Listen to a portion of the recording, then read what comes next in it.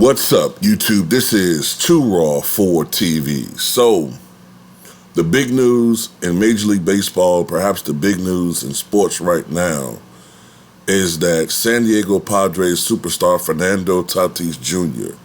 has been busted for using a performance-enhancing drug, and he has been suspended without pay for 80 games. So the Major League Baseball Commissioner's Office announced on Friday that the San Diego Padres star has been suspended without pay for 80 games after a positive test for performance-enhancing drugs. The drug that Tatis tested positive for is clostebol, a banned anabolic steroid.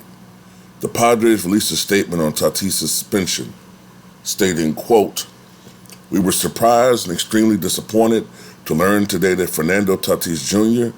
tested positive for a performance-enhancing substance in violation of Major League Baseball's Joint Prevention and Treatment Program and subsequently received an 80-game suspension without pay. We fully support the program and are hopeful that Fernando will learn from this experience." Tatis, who is 23 years old, had yet to play this season after undergoing surgery in March for a wrist fracture. That injury itself arose under questionable circumstances. He was nearing a return to action, and there was a lot of hope and optimism for San Diego Padres fans and the organization, being that they had just acquired, via trade, Juan Soto, as well as, can't think of another other player that they acquired, but they had acquired Soto, and there was a lot of hope that this team could make a great run this year. Excuse me, I'm reading some information, so I'm getting a little distracted. But this is all for naught now. He was nearing a return to action, but the suspension renders him ineligible for the remainder of the regular season, plus the postseason. His ban will carry over until the start of next season as well. The Padres signed Tatis to a 14-year, $340 million contract extension before the 2021 season, which locks him up through 2024. Considering that Tatis' wrist injury,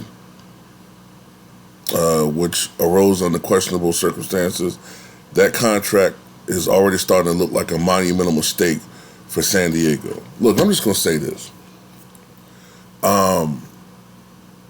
I'm trying very hard to just keep this as an isolated incident and not to speculate.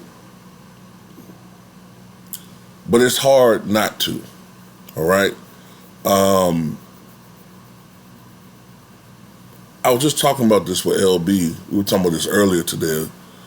He was having a conversation. And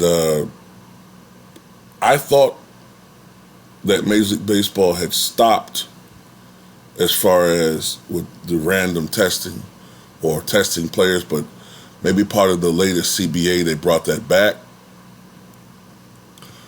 But when you look at the fact that maybe because they brought that back, you notice certain players who were having tremendous years all of a sudden are struggling. You know, you look at Mike Trout, who for many, many years was looking like he was on a trajectory to being one of the top 5 players in the history of Major League Baseball, at least as far as production is concerned.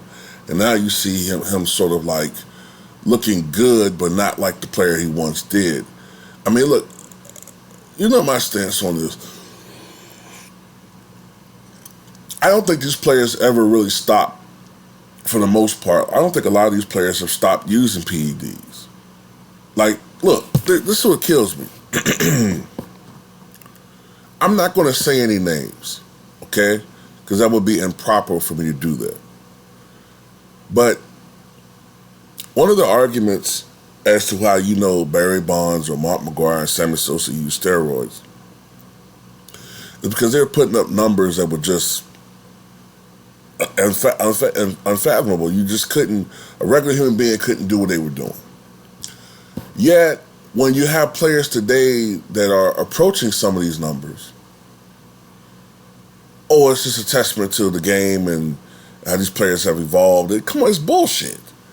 If you think that these players, a lot of these players still aren't fucking using PEDs, if you think PEDs aren't prevalent in sports, period, whether you're talking about baseball or NBA, whatever, football, if you think they're not using PEDs, then you're living under a fucking rock or something, man. Especially when you consider the fact, well, I don't want to go into that. That's too much speculation, but I was going to say, you know, some of these players are prematurely passing away at ages that you're not expecting from these kind of odd ailments. But at the end of the day, this is why I say Mark McGwire, Barry Bonds, Sammy Sosa, all these guys should be in the Hall of Fame, you know, pretty much because I think that PED usage is prevalent in sport, period. It's just that they got caught or they're just under more suspicion and, you know, they're being penalized in situations where other guys aren't. I mean, I just, for the life of me, can't understand why David Ortiz, who was caught using PEDs, is in the Hall of Fame, but players who you suspect use PEDs are not. If Alex Rodriguez ever gets in, if he ever gets into the Hall of Fame, which I think he will, that will truly show you how, to me, baseball's Hall of Fame is a joke. It's a complete joke. Because now you're picking and choosing who you want to put in, even people who've failed PED tests twice or more, you know. So at the end of the day, I hope this is a learning lesson for Fernando Tatis.